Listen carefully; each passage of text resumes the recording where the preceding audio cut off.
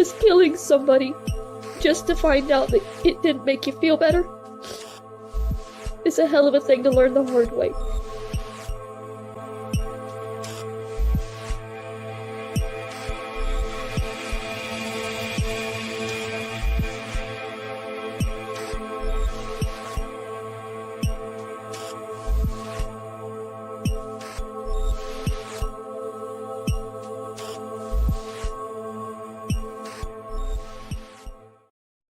Hello, Hooters. My name is Owl. If you're new, thank you so much for taking some time out of your afternoon to come and hang out. Thank you very much. I see a lot of good people in the chat already. Today is February 11th, 2024, and it's a very special day for the channel. Ever since I started covering this topic, I've just felt like I finally fell into my place on my channel and everything has just gone smoothly and how I feel like it's supposed to go. So I definitely feel like I'm supposed to be doing this and I really enjoy covering it with all of you.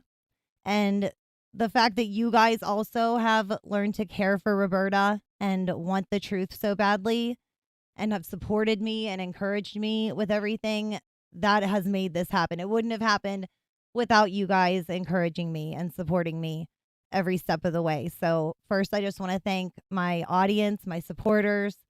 You guys are the best. You are the best group that a creator could ask for. Definitely. And I mean that. So thank you. Thank you for taking this so seriously and for waiting for new information and being interested. I really appreciate it because it's very important to me as well. So gigantic thank yous to all of you. There, I'll get one little sound pad in before we get to the serious stuff. I probably won't be using that a lot today. But yeah, I'm honored to have you all here listening to me go over this. Okay, so yeah, let's get to what you are waiting for. I don't want to take too long with the intro because we have so much wonderful information to go over today. I know you're really going to enjoy it. So above me here are the exclusive member emojis for today. Usually there's 23 of them, but I remove some of the more crude ones for these streams and I replace them with the ones that we have for this specific topic. And those are the last 5. There's a justice symbol, a shovel, a Drazdia with her scream face, a Robin, because Roberta's nickname to all of her friends was Robin, and a candle, just because I love to see the candles in the chat for Roberta. So those are the exclusive member emojis for today, and you can get access to those with the links in the description below. And I have it set so that anything over $5 today triggers an alert. That way we aren't interrupted with too many alerts and we get through everything. We'll try to take breaks to talk in the chat in between topics. I tried to set it up so that we'll have a little bit of time to discuss each thing that I have just read off and discussed. So hopefully it works out smoothly. If you can't tell, I'm a little bit anxious. My heart is about pounding out of my chest right now, but I know you guys enjoy yourself. So I'm good. I will be good once I get into my groove. So everybody click over to live chat. I'm not going to go the whole way back up to the top to do hellos today because I know that the information that I have to go through is going to take roughly 2 hours. These streams tend to take. So like I said, we're going to pause at certain moments to go over the things that I'm talking about. That way everybody in the chat gets seen. And trust me, I always go back when I'm doing my timestamps and I rewatch the entire chat and video. So trust me, I will see if you guys had anything that you wanted me to see. If I don't see it during the stream, I will see it after while I'm working on that. Okay. So we are going to be getting into 5 big topics today. We're going to get some clarification on things that we've already discovered in, previous transcript readings. And of course, a huge amount of new bombshell information, as always. Catching Mary Barone, the unindicted co-conspirator in the case, in more lies, of course, and contradictions. And later, we are going to be reading the sworn statement of Kenneth Mcbride himself. And that statement is the first and last time that Kenneth ever told the story from his own mouth, from his recollection. He did not testify, so we were never going to read that. No matter how many transcripts I would have ordered, Kenneth decided not to testify in his trial. So we were never going to get that. So this, what we have, is the closest thing we would have to Kenneth testifying. It's his sworn written statement. So I am very excited to show you guys that. So get comfy, grab your caffeine, nicotine, preferred controlled substance. You are going to need it for this stream, as usual. Thank you guys so much for being here. I see you out there, Rose and Carrie, DeVeo Greg, Leslie, Mr. Dax, Purple Dragon. Thank you guys so much for being here. Boudica, Dixie Normus. Good to see you out there. Thank you for being here. Oh, thank you for saying I'm a gem. Yes, let's get this started. Oh, David DiDomenici. I shortened the Adrazia beating herself clip so that we can get through things quickly today. But David, perfect timing. I think maybe I'm here too early. I thought this was supposed to be a Super Bowl stream. You cut it out, David DiDomenici. Try again. Next. No, I'm kidding. I love you, David. Thank you so much for being here. I was so upset when I heard it was Super Bowl Sunday because I thought football was played in the afternoon, like now. So I was like, oh my gosh, I might as well reschedule. There's not going to be anyone there. But then I found out it doesn't start till 6. And I praised the Lord. I was like, thank you. I already moved it once. I did not want to move it again. Hello, Anonymous Patriot. Sky Woman. Good to see you, love. Kitty, Gregory Schmeggery, Brain Fogging. So many people here. I love it. Thank you guys so very much. And again, thank you to David for triggering our first Mary beating of the night, of the afternoon. Sorry, the afternoon. Okay, let's get started. Let me flip through. I have my little notes. I apologize. I could have money selling my tits if I was allowed to sell them. Gregory Schmeggery just got in before I clicked that mute button. I'm going to mute notifications for now, and then I will go through all those when we come to our next little chat time. But Gregory Schmeggery, welcome and enjoy your member emojis for the stream. Thank you. Light up the chat with some candles for Roberta. Okay, so the first thing that we are going to talk about. Oh, here I go. I'm getting into it now. I'm excited. Okay, so the first topic that we are going to discuss in a little more detail is Hannah. And for those of you that have been watching these streams and remember, you will know that Hannah is actually the very first person besides Mary and Kenneth to learn about the murder. She was the first person that Mary told about it. So it then occurred to me as I was going through the things that were in this paperwork about Hannah that Mary skipped over this part in her book completely. Did not talk about any of it, did not mention any of it. So I'm going to first show you this in the last chapter of her captivity, or the captivity chapter of her book. There we go. Let me bring this up so you can see it. Okay. So right, if I can grab a hold of it, right here. This is the end of the captivity chapter before she talks about after she left Kenneth's. Okay? And this is what it reads. I went out a window and ran. I didn't know how far I ran. I kept thinking every car passing was him and jumping into the ditch. I was so scared of him coming for me or sending his friends. I made it to a gas station and got a ride to the next town where I contacted police.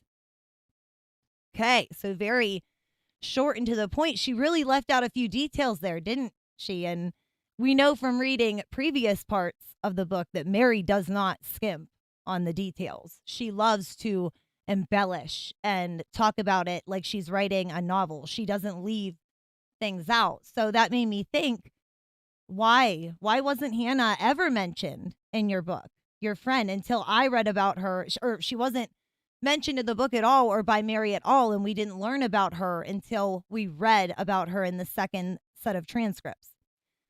So, like I said, Hannah was an important person. She was the first person Mary ever told about it, but Mary didn't feel the need to mention that in her book or any time that she was telling us. So, as referenced in part 2 of the testimony, Mary first walked to a gas station. I'll bring that up so you guys can see it, where she waited for a clerk to get off work and take her to McDonald's, where her friend Hannah worked. So let me get this pulled up so that we can read about that. These are the second set of transcripts, the testimony transcripts. Let me pull it up so that I can have both of those, because I'm going to need to look at both. We'll be switching around a little bit, but don't worry. I have it very organized, I promise. So these are the parts of the testimony where they talked about Hannah and going to Hannah to pretty much get advice on what to do. She wasn't going to Hannah to talk about calling the police. She just wanted to go to her best friend and tell her what had happened and that she was trying to get away from Kenneth. So let's read this. I'm so sorry. I'm so nervous. My mouth's drying up. I'll be a pro one day. Okay, so this is the attorney questioning Mary about that night that she had left Kenneth's house. And that night you walked to the Kangaroo store. Yes, that's a gas station. It took you about 45 minutes. Yes. And you arrived there about 5 o'clock a.m. Yes, ma'am. That's when you were told that no cab companies would come out that far. Yes, ma'am. And you decided to wait there at the store for 2 hours until one of the employees was able to drive you to where you wanted to go. So that's what she did. Like I said, she went to first a gas station. That was the first business she came to. And then she waited there behind the counter until she got a ride to McDonald's where Hannah was, her friend Hannah.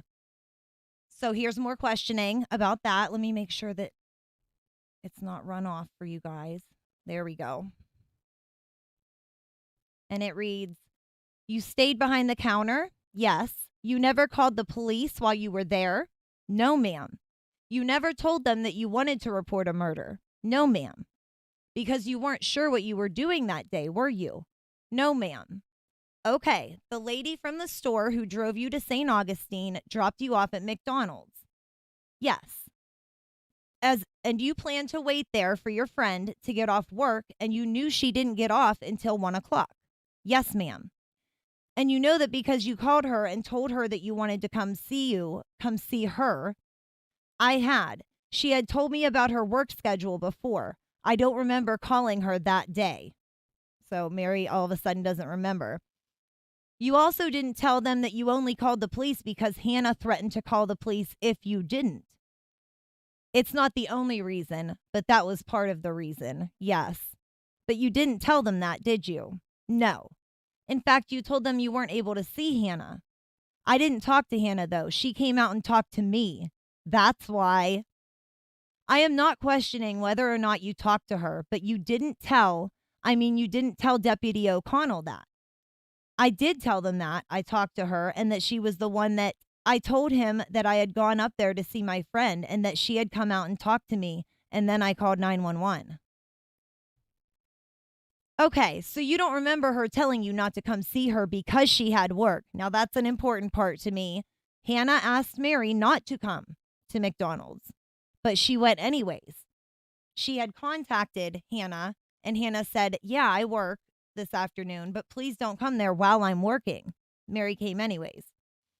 Okay, you ended up staying at McDonald's for about 15 minutes. Yes. And that's when you went to Hannah's workplace. Yes. Even though she told you not to come.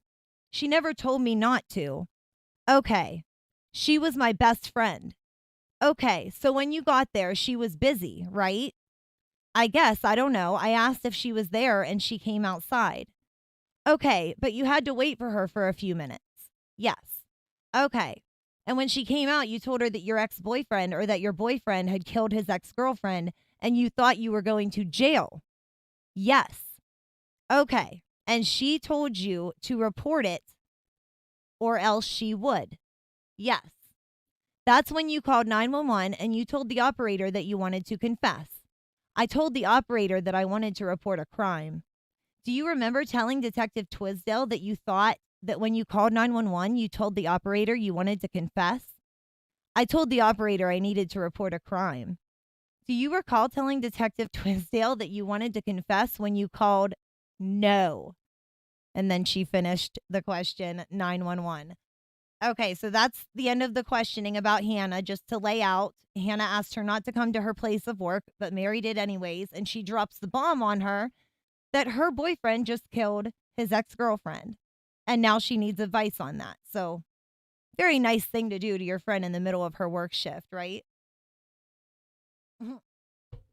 Okay, so moving along. Let me make sure I'm not missing anything. Okay, no. And let me move on to the part. This is from the most recent case file that I was sent. So this reads 1,330 hours. I made contact with Hannah. Hannah stated that she has been a friend of Mary Barone since they were in elementary school together. Hannah stated that she has kept in contact with Mary recently by telephone and emails. Hannah stated that prior to 3/31/09, she had only talked to Mary Barone approximately 2 times on the telephone in the past couple of months. Hannah stated that Mary called her the morning of 3/31/09 and wanted to see her.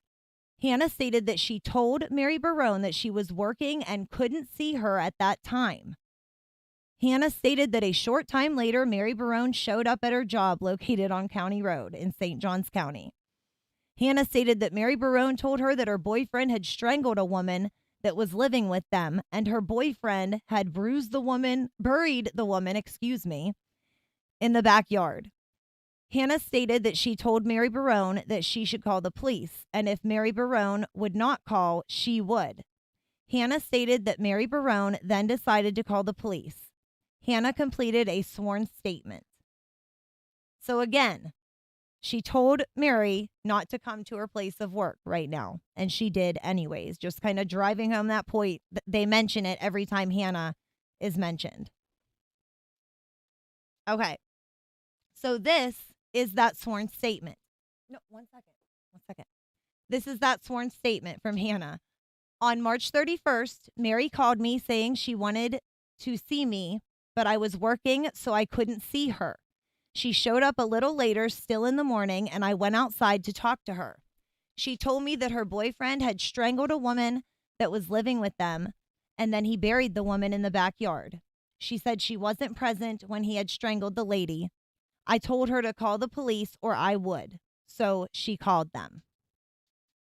So that is the clarification that I got on Hannah, the very first person to learn about this beside Mary and Kenneth. So I just find that a very interesting part of this case. I find it extremely interesting that Mary left it out of the book because she never skimps on details. So I just wanted to show you guys all that and what I got on her. And now we are going to be moving on to the destroyed hard drive. We all know what the destroyed hard drive is. Give me one moment, you guys. I'm so sorry. Just give me 1 second.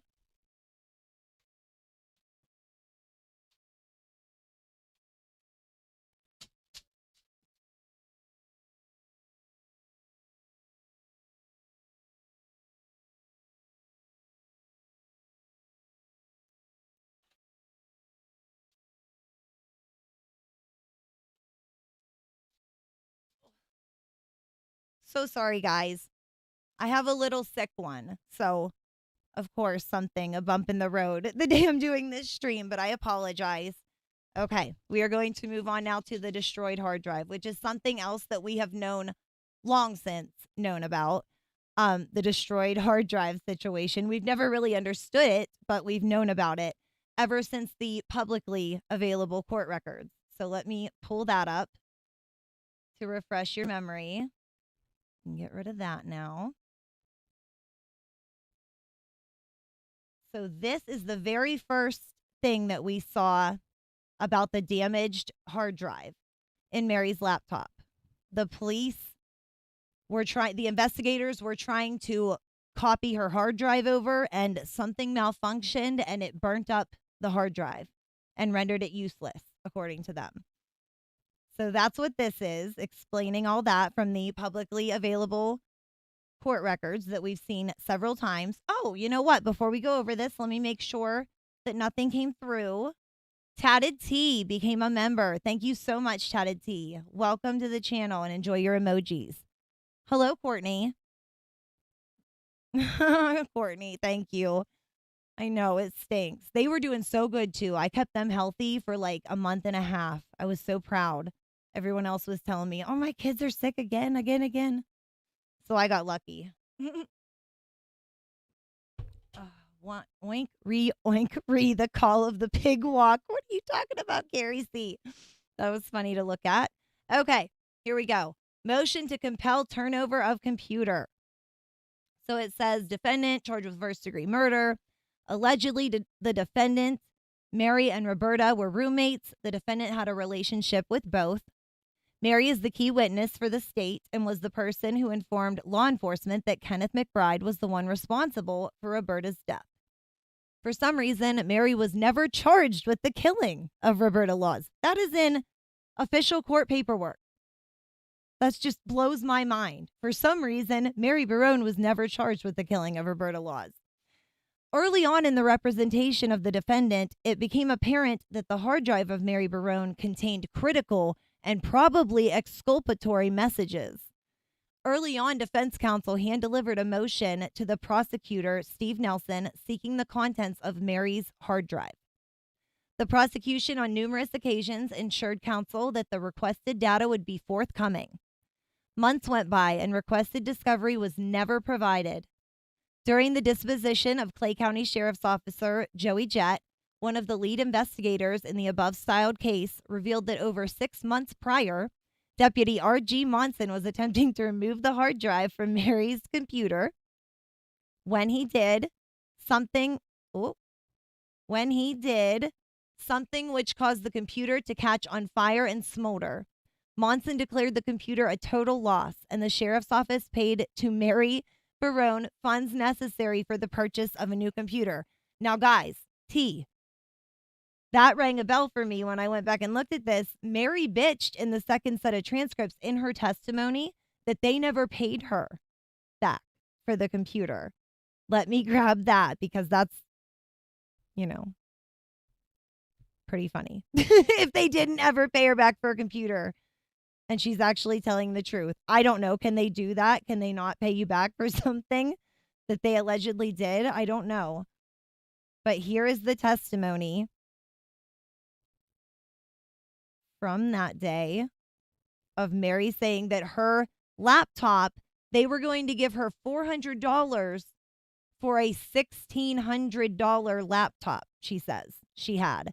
And remember, this was back in 2009. And Mary is claiming that she had a $1,600 laptop that they were going to give her $400 for. Okay? So this says, now you agreed for Clay County Sheriff's Office to examine your computer. Yes. In the process of examining your computer, they ended up burning it, I think is the term that they use, correct? That's what they told me. And they had to replace that. They never replaced my computer. They haven't. No, they said they were going to write me a check for $400 to replace the $1,600 computer that they confiscated, but they never actually gave me the check. So Mary says she was never compensated for her laptop. So you saw them say that the computer smoldered and all of that. Well, we get a little more clarification now in the latest set of transcripts. And I just think it's so funny that this computer has been mentioned so many times. It is a big deal because it said that it contained possibly exculpatory evidence. But every time I read about it, I just chuckle. It's just so silly. Okay. So here is the new info on the computer. A little bit more context from the technical side of things this time. This reads, I received a request to copy and process the listed computer hard drive. The computer hard drive was removed from the computer and placed into a read-only drive bay in my forensic computer. A second computer hard drive was placed into a read-writer drive bay in the forensic computer. I started the process of copying the hard drive, and 9 minutes into the process, the computer stopped and indicated there was a problem.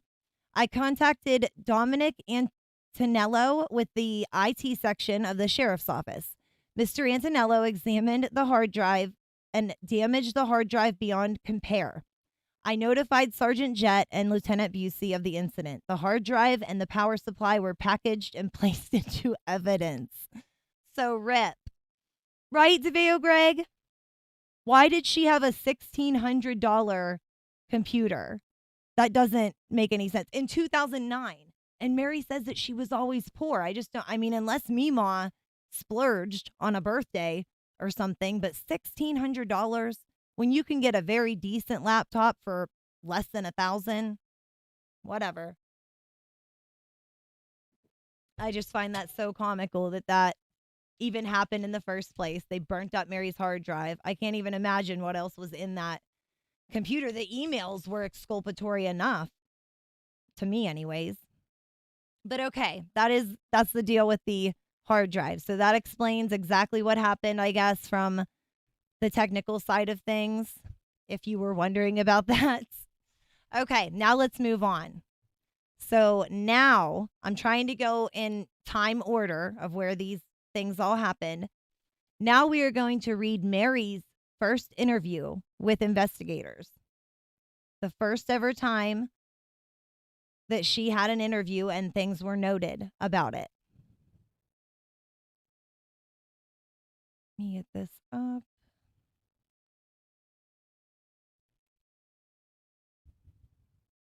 Okay.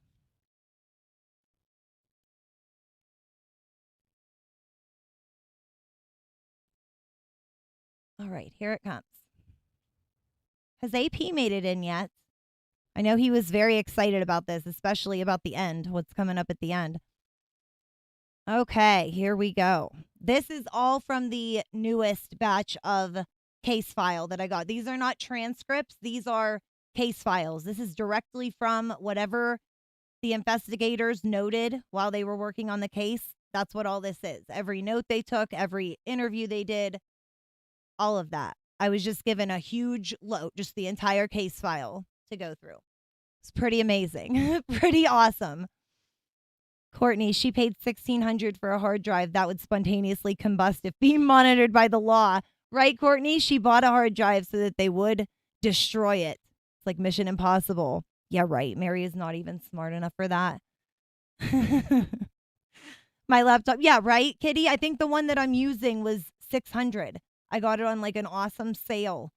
But yes, you can get a great computer for $500. AP is most likely still asleep. I guess so. You're right. He works at night. He'll catch the replay. Okay, let's keep moving through this because we do still have a lot to get through. I don't think anything has come through. No, we're good on that. We don't need to read anything else. Okay. Here we go. Getting into the meat and potatoes. Let me get some water real quick. And thank you all for being here. Thank you so much. All right. On 3/31/09 at approximately 11:45 hours, Sergeant Jett advised me that he received information from the St. Johns County Sheriff's Office about a female subject wanting to report a homicide. Sergeant Jett and I responded to St. Johns County, specifically the address of where they went. So still on 3/31/09. Upon our arrival, we met with Deputy O'Connell and Lieutenant Amon. Deputy O'Connell told us that a white female called the St. Johns County Sheriff's Office and wanted to report a homicide. O'Connell said when he arrived, he encountered Mary Margaret Barone, at which point she gave detailed information about a murder her boyfriend committed. When I made contact with Mary, she was seated in the back seat of Deputy O'Connell's patrol car with the door open. Deputy O'Connell purchased a soft drink for Mary because she was visibly upset, crying and shaking. When I made contact with Mary, I spent the first few minutes calming Mary before I asked her about the homicide. Mary said that her boyfriend, later identified as Kenneth Mcbride, murdered Roberta Laws at their residence located at 2579 Myrtle Street in Florida. Mary was visibly shaken and tearful when giving this information about the events of the homicide. Mary was asked if she would accompany Sergeant Jett and me back to Clay County for interview purposes, in which she agreed. JJ Lynn, thank you. I see you in the chat for 2. Thank you so much. You're doing a good job. Keep up the good work, Al. Thank you so much, JJ Lynn. Hello, Tangled. Thank you for being here to mod. Thank you so much, guys. Hey, Jack Burton, if I didn't say hello yet, and Axelot. Still 3:31. The following is a brief summary of the interview. Detailed statements received during the interview may not be reiterated within this report as they are contained within this videotaped interview. It is recommended that authorized individuals review in its entirety for complete details. And I know what you guys are thinking. It says right there is a videotaped interview. The person I'm working with went above and beyond just to get this case file together for me, and they've told me that it's not there. There is no videotaped interview of Mary Barone in their system for her to give me. So very sadly, I don't know if I could ever get access to that. I don't even know if it exists anymore. Okay. At approximately 13:45 hours, a videotaped interview started with Mary Barone. Mary was asked how she met the suspect, Kenneth Mcbride, who hereinafter shall be referred to as suspect. Mary said that in November of 2008, she placed a personal ad on Craigslist, which is an online service. Mary said she and the suspect began corresponding via email, and approximately 2 days after the ad was placed, they met in person to eat dinner. At that time, Mary resided with her grandmother in Nassau County. Mary said that she and the suspect saw each other 2 to 3 times a week until approximately 1/1/09, when Mary moved in with the suspect at Myrtle Street in Middleburg. When Mary moved into the residence, it was just her and the suspect for the month of January. Mary told me that around February 3rd or 4th, she found out she was pregnant with the suspect's child, but Mary ultimately miscarried. Mary said she left the Myrtle Street residence and returned to Nassau County, stayed with her grandmother for a few days, and then returned to the suspect's residence to surprise him. When Mary returned, there was another woman in the home, which the suspect introduced as his girlfriend. This girlfriend is the victim, Roberta Laws, Robin, who hereinafter shall be referred to as victim. The victim in this case is a 46-year-old handicapped wheelchair-bound individual with cerebral palsy. Guys, before I continue, this part does get heavy, so just use discretion. Listening, there's a lot of gory details in the paperwork, obviously. I just forgot to mention that and saw it in my notes, so just make sure you're prepared for that. The victim in this case is a 46-year-old handicapped wheelchair-bound individual with cerebral palsy. According to Mary, the suspect told her that he moved the victim into a motel so he could be with her. And if Mary had never left, the victim would not have been allowed to return to the Myrtle Street address. Mary said she never indicated to the victim that she was intimate with the suspect for fear of upsetting her. Mary said that she was simply there to collect money that was owed to her by the suspect. Mary said, also, listen very closely to this, leading up to Kenneth's written statement. Just try to suck in this information and keep it in your head. I'm sorry for interrupting my brain. Mary said that she was simply there to collect money that was owed to her by the suspect. Mary said she and the suspect were talking a couple of days later, and the suspect said he wanted to be with her, meaning Mary. Mary told the suspect if he wanted to be with her, he had to tell the victim. Mary had previously been asked by the victim to stay there at the house and help with the care of her. If the suspect would pay Mary $50 a week, Mary agreed to stay and help and take care of the victim. When the suspect told the victim of his feelings for Mary, it caused a great deal of strain and tension between Mary and the victim. From that point on, the victim treated Mary poorly by yelling, hitting, pinching, and stomping her feet while seated in her wheelchair. On or around February 21st, Mary said the suspect went to Nassau County to stay with Mary's grandmother for a couple days because it was Mary's birthday on February 23rd. On the 23rd at approximately 1400 or 1500 hours, Mary and the suspect left Nassau County to return to Middleburg. Mary said she was stressed about this because they started arguing about the victim staying in the residence on Myrtle Street. Mary went on to say she was very anxious because she did not want to be treated the way the victim had previously treated her, and she only tried to take of her. Mary said she and the suspect argued. I'm so sorry. It's so small. Mary said she and the suspect argued in the suspect's vehicle while en route back to Middleburg because Mary said she could not handle the victim any longer.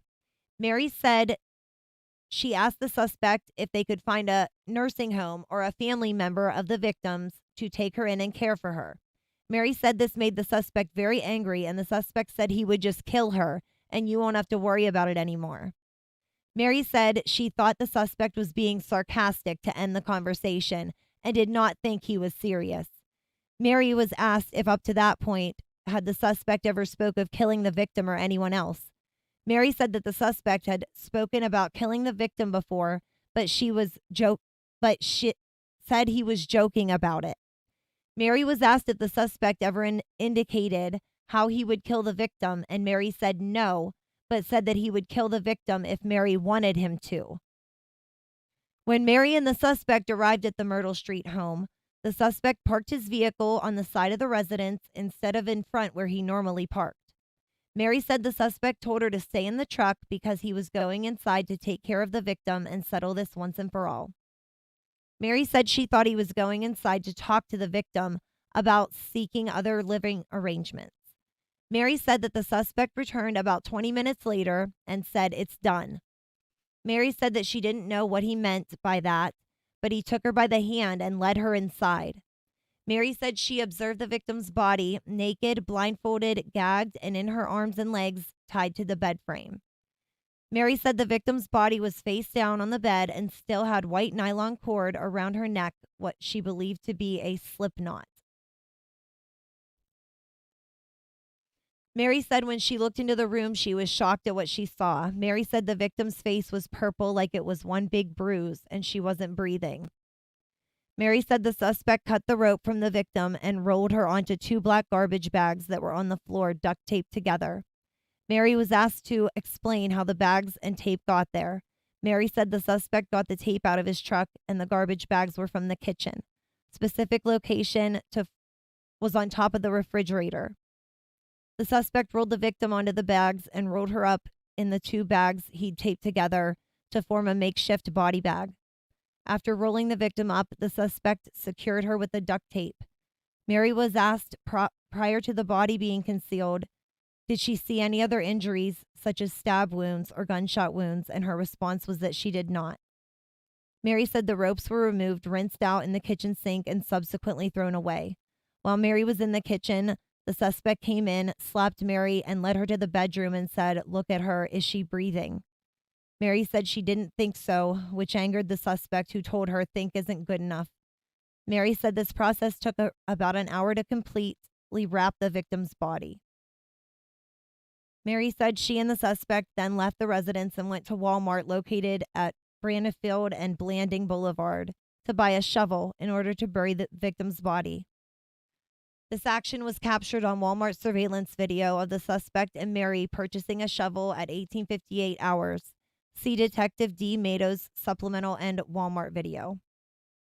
Mary said when they left Walmart, they stopped at McDonald's restaurant in Middleburg and got something to eat. When the two returned to the residence, the suspect used a tape measure to measure the length and width of the victim's body. The suspect then went outside under the cover of darkness to dig a hole large enough to accommodate the victim's body behind the back porch while Mary vacuumed the house, as she'd been instructed to do by the suspect. Mary said the suspect asked her to several more times to look at the victim's body and see if she was breathing because he thought he saw the bag move. Mary said they watched TV for several hours until they fell asleep. Mary said the victim's body stayed in the bedroom until the following day. Mary said on 2/24/09, the suspect dragged the victim's body out to the back porch and covered the body with other garbage bags and left the body on the porch until nightfall of the 24th. Mary said the suspect waited until 9 or 10 p.m. to bury the body in the hole that was dug the night before. Mary said the suspect covered the grave with lumber, a riding lawnmower, and a black tarp that covered the mower. Mary said on 225 the suspect bagged up all the victim's property, including the victim's wheelchair, portable toilet, chair, and clothing, then transported it to a Salvation Army drop site. Detective K. Rogers followed up with Salvation Army. See supplement. Mary said at that point all of the victim's property, with the exception of a handicapped shower chair, was gone. There's still more, I think. Yeah, one more.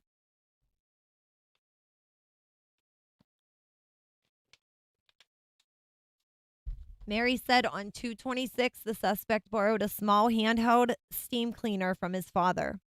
Mary said they returned home and began cleaning the residence in an attempt to dispose of any evidence with this homicide. Mary was asked if at any time did she tell anyone about this homicide, and her response was that she was too afraid to tell anyone because the suspect told her on numerous occasions that he would kill her and bury her right next to Roberta. Mary said she was never allowed to leave the residence without the suspect.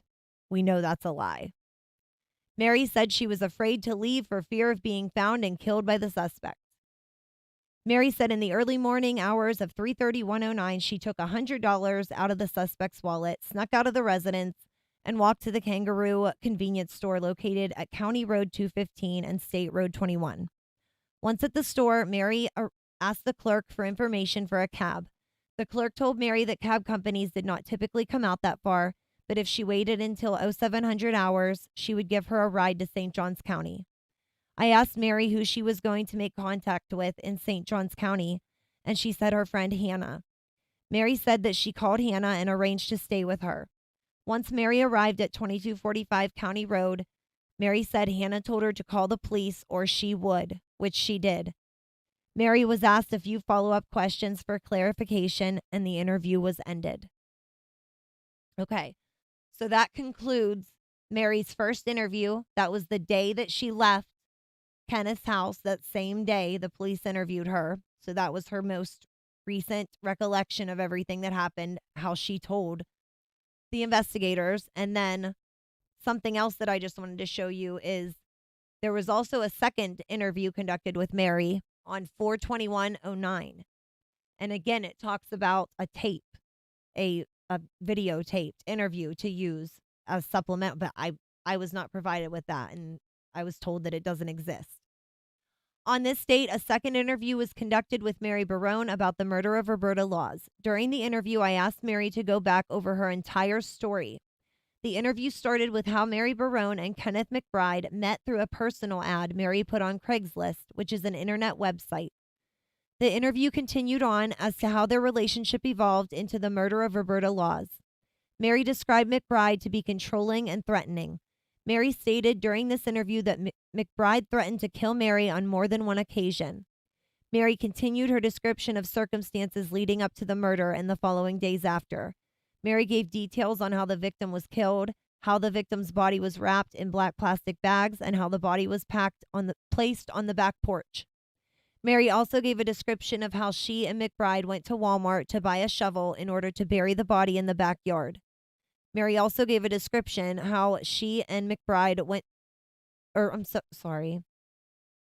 Mary described how the residence was cleaned and the victim's belongings were disposed of, to include the victim's wheelchair was taken to a Salvation Army drop-off. Mary also indicated in this interview that Mcbride told her he'd killed before. Mary said that Mcbride threatened to kill her and had her scared enough that she would not leave or notify the police about this murder. On 3/31, Mary decided to leave Mcbride's residence and seek help. This interview recaps Mary's first interview given on 3/31, and like the first, this interview was videotaped. For full details, this interview should be viewed in its entirety by those authorized to do so. So they just took very, very basic notes on the second interview. They didn't really say what details that she said, and they said that it was on videotape at the time. So I don't know if that was gotten rid of after the court case was closed, and that's why they don't have it, or if it's just not authorized to be given out like that. I'm really not sure. Okay, let me see how you guys are doing in the chat. Thank you again, JJ Lynn. I'm going to just click this on because we're doing pretty good today and it's not too noisy and crazy. There we go. All right. So that concludes Mary's first interview with the investigators. Again, that was from the very day that she left Kenneth's house. They immediately interviewed her that day. So that is what she told police when she was initially picked up on that first day. All right. Now, this next part is very interesting to me. We're going to talk more about the controlled phone calls.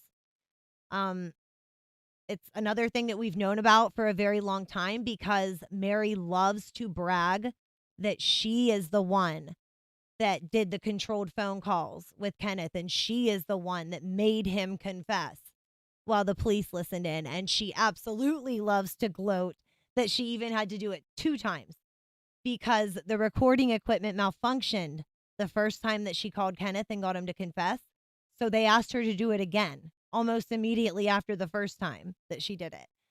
And before we read them, all that it really told me, having gone through them already, is that Mary had the ability and the skill to manipulate Kenneth and get what she wanted out of him. That is literally all that I hear in both of these phone calls. So we now have the transcribed phone calls, the controlled phone calls, and we'll get to see what Mary said to Kenneth to get him to confess on the line with police.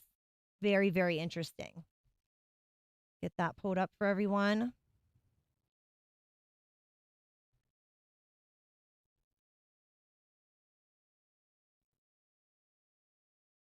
Is this what I'm looking for? Nope. That's not what I'm looking for. Sorry.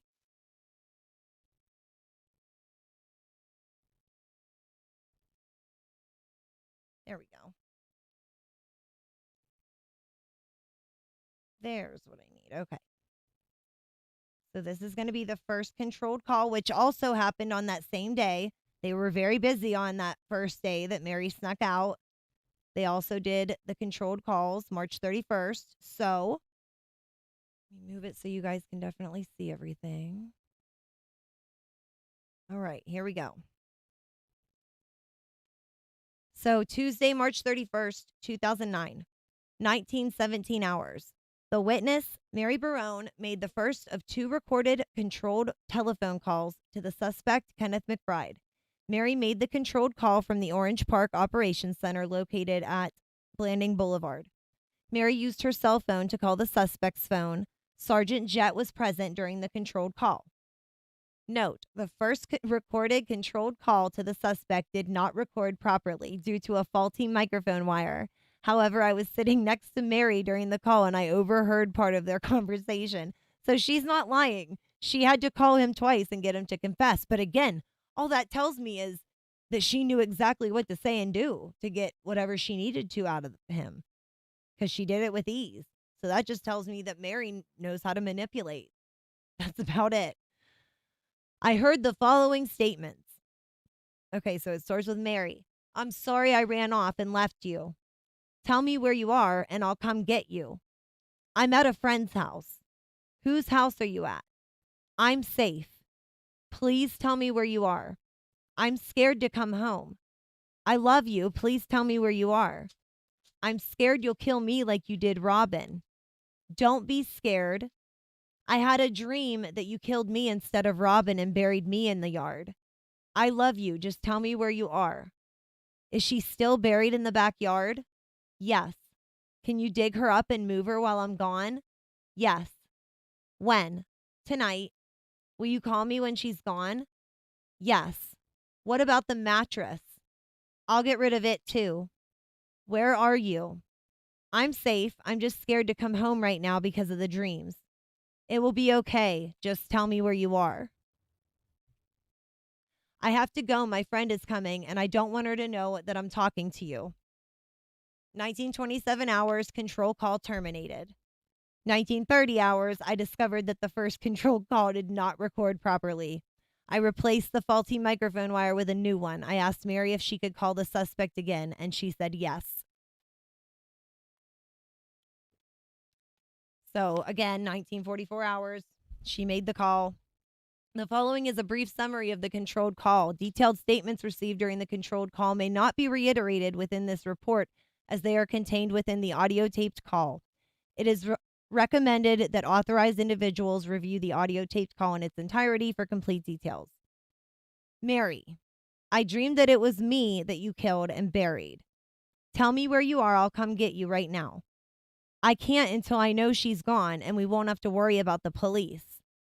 They are in the process of doing it now. Who? Johnny and Mark are at the house. They are taking care of it now. They're digging her up. They're taking her away. She will not be here by the time I get you and bring you home. I'm scared it will happen to me. You already choked me once. I'm sorry. I lost my temper. By the time I get you and get some dog food, the package will be gone. I told you this would change you. I knew it would manifest itself. How many people did you have to kill before it stopped changing you? 2.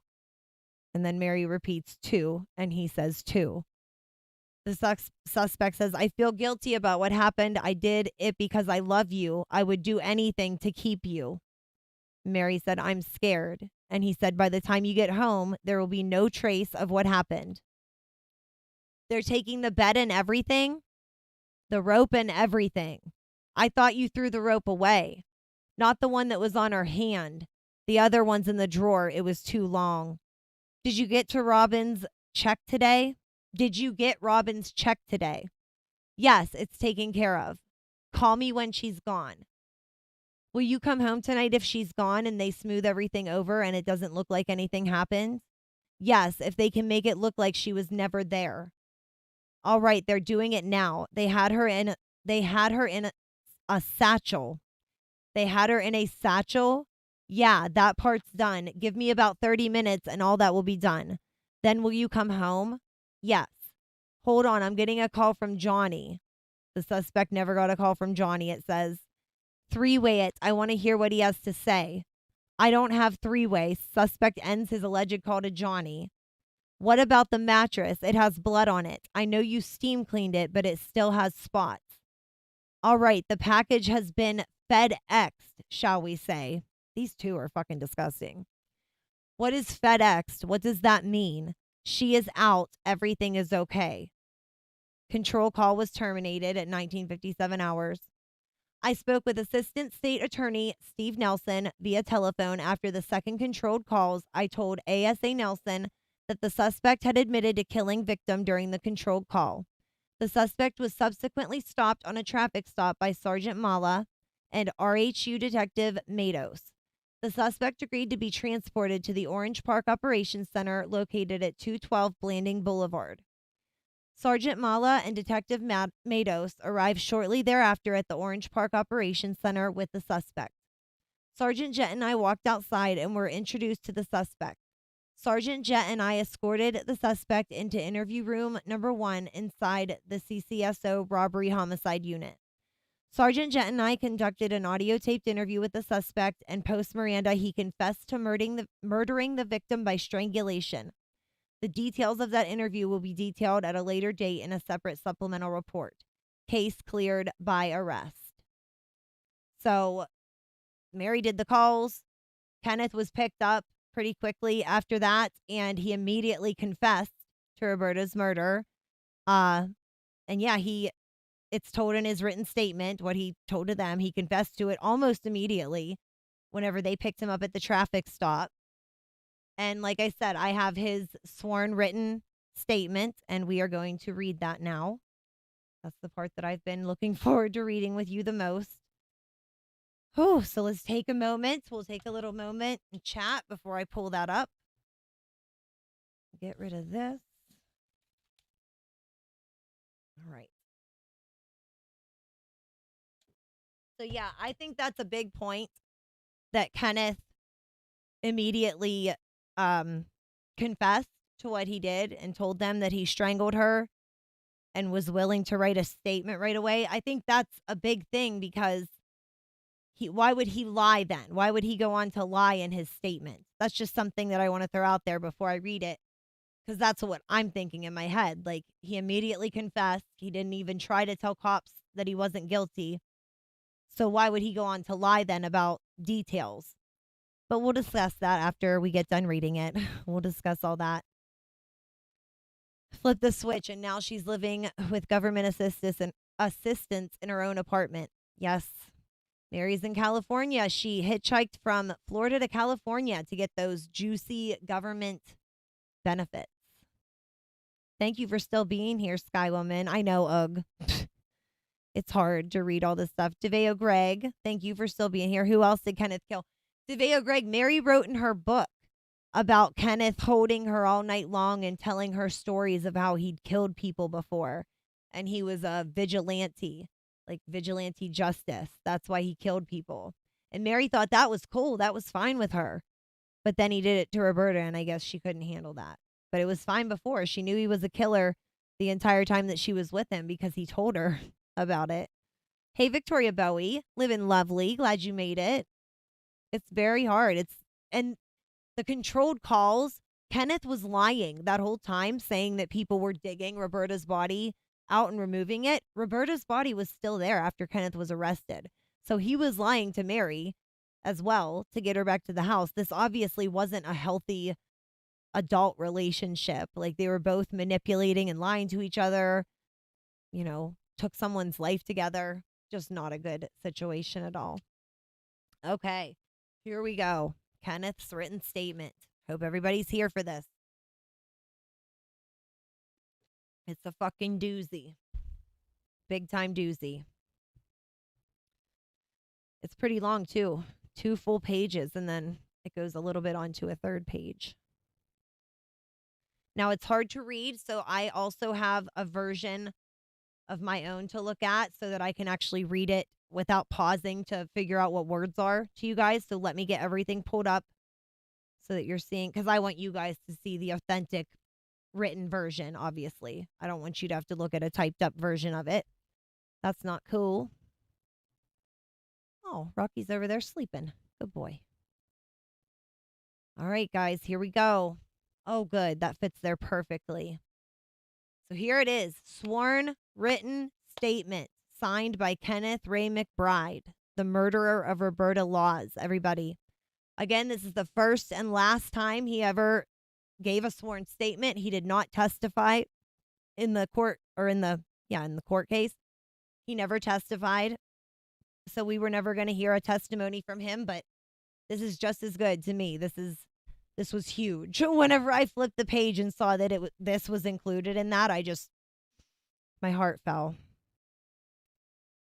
It does, a ray of sunshine. She knew what to say. He trusted her, clearly.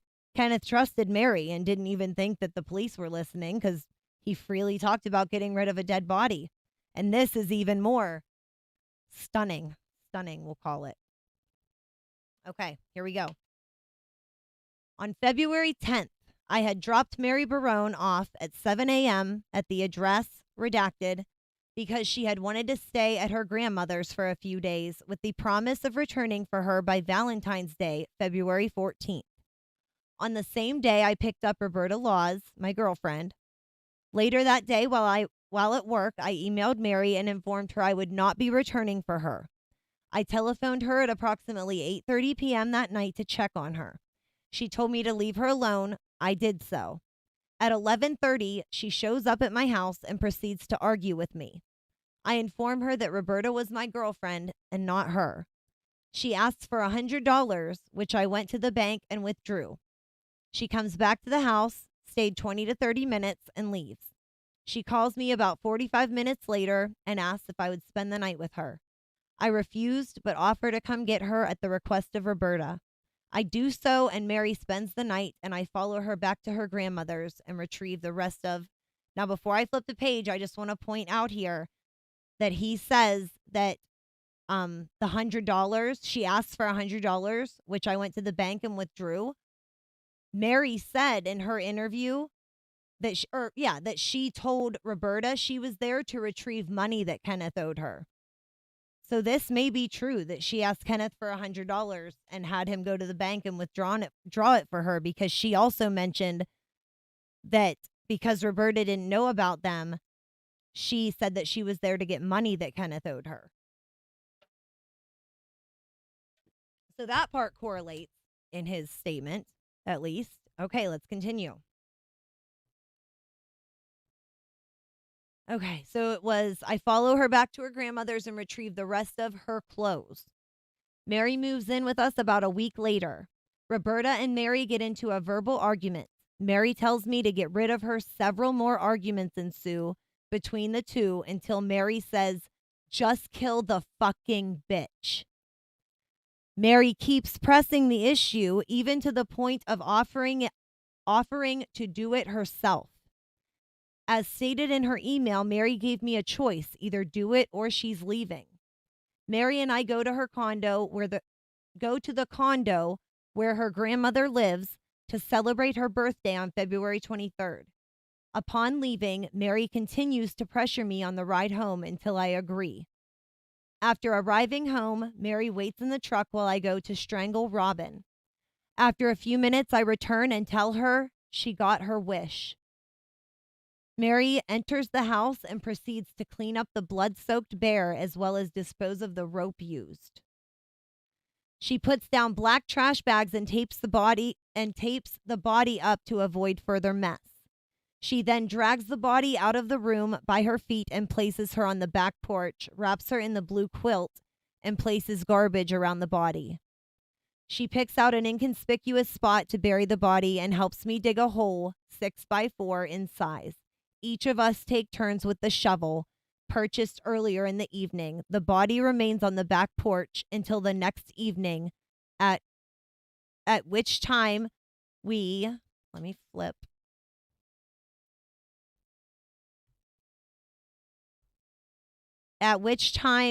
both put the corpse in the hole and covered it up. Mary drug wooden planks over the hole and I put the lawnmower over it. She checked on the hole daily to ensure no animals would disturb it.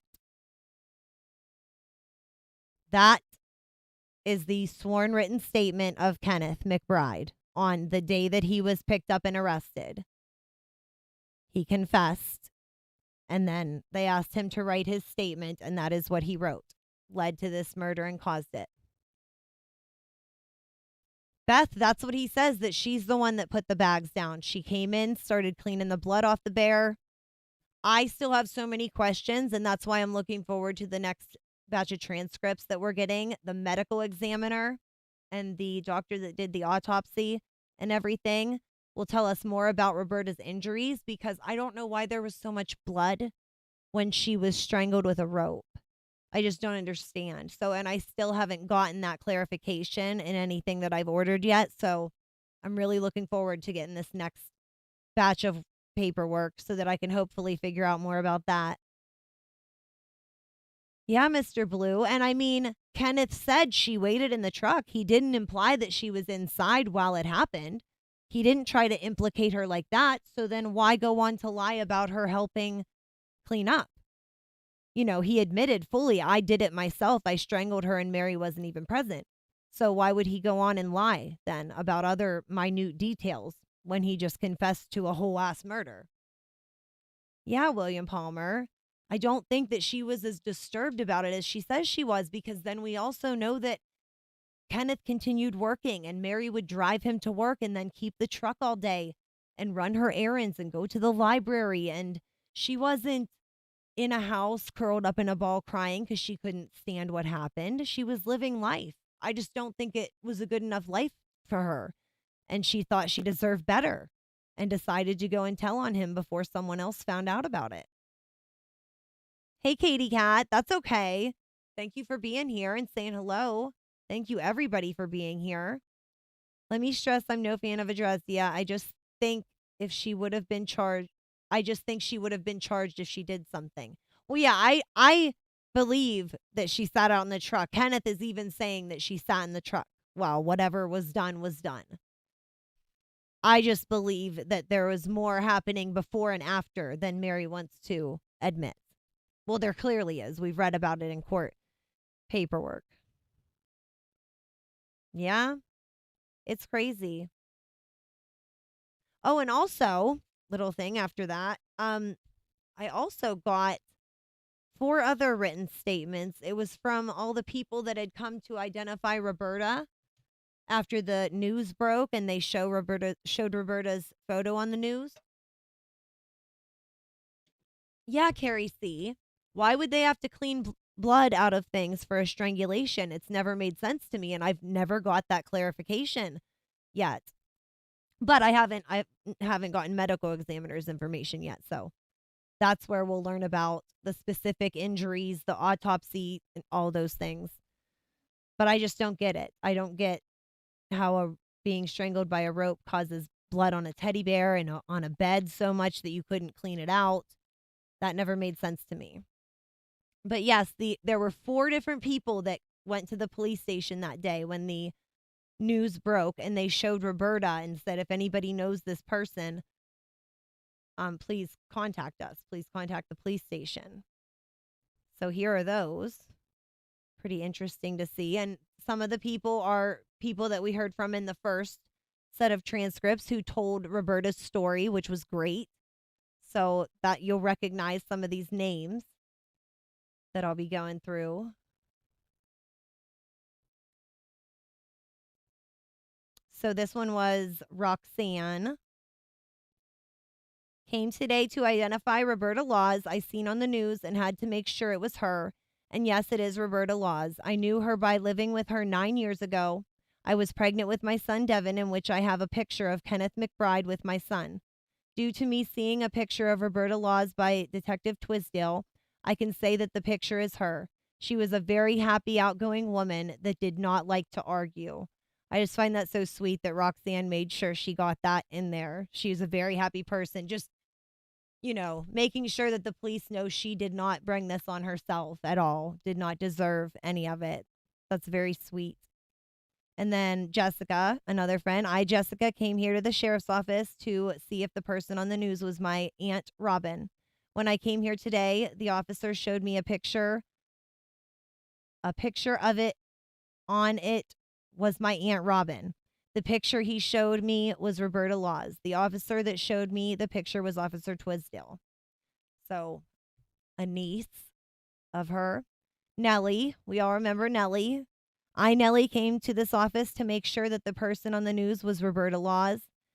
The men showed me a picture of her, and then I knew that this was the same person, Roberta Laws. Detective Twisdale was the officer that showed me the picture of Roberta Laws. And then Julia. I saw a picture of Roberta Laws on the news.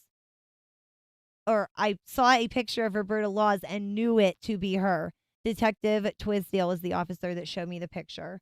So I thought that was nice. 4 different people came in to make sure that she was identified and confirming the identity. So that was sweet. And especially the one that made a point to say that she was nice and that she would never argue with someone or get in a fight with someone. Just, that broke my heart.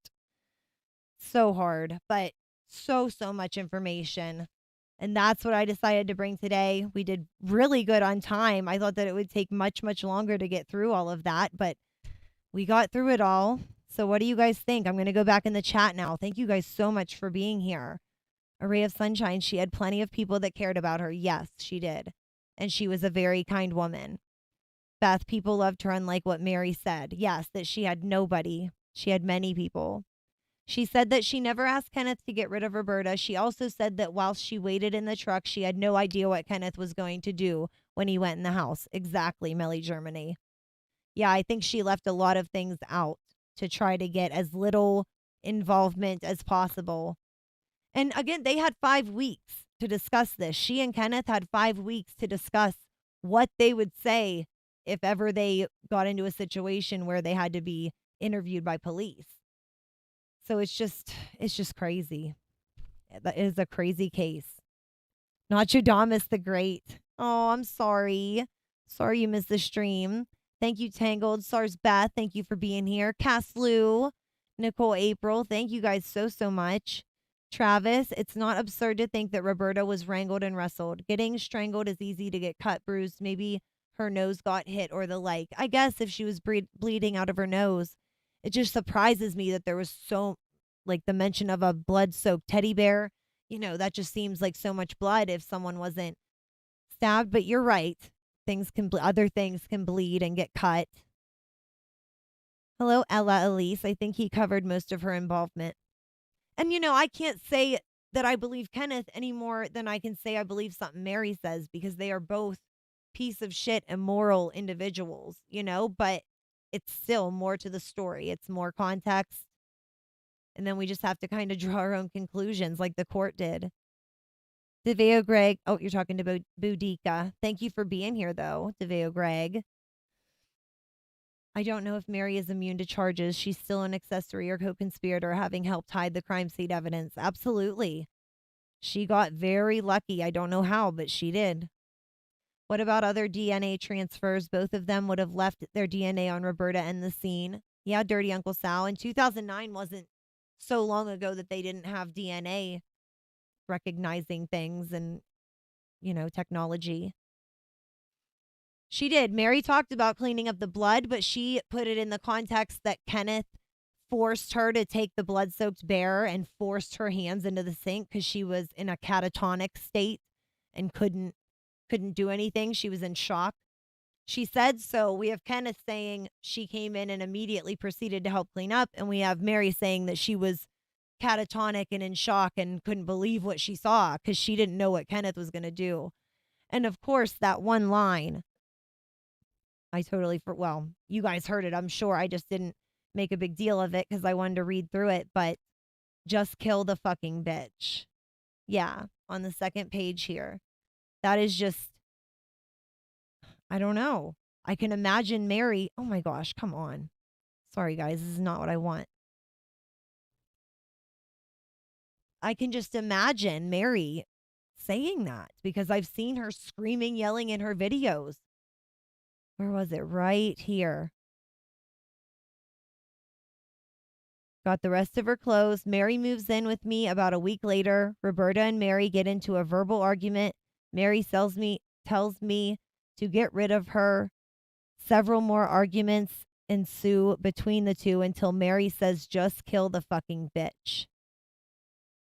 Mary keeps pressing the issue, even to the point of offering to do it herself. And we read about that. Her emails to him. I'll do it myself. You don't even have to worry about it. I will take care of it myself. She told him that in an email. She said that to Kenneth unprompted. I don't want to cause any trouble. I'll just do it myself and get it over with. I'll take care of it. How sweet of her. How sweet of Mary. Like it's something noble she's doing for somebody. That's right, Mr. Mr. Blue. OriginalOWL investigates who done it. So yeah, a lot of information. Hey, Mandalorian. Good to see you. Mary is just a poor little weak girl. We all saw the poor little Mary fighting on the bus, yelling at an innocent man for no reason. Yep, Courtney Boucher. And how many other times have we seen her just rage at a camera talking about Adonis Paul? Many, many times. Okay, you guys, thank you so much for joining me. I'm going to turn on the outro song. As I mentioned earlier, I have a surprise sick baby, and I want to go cuddle her and take care of her and make her feel better. But I'm so glad that you guys all showed up to support and hear this.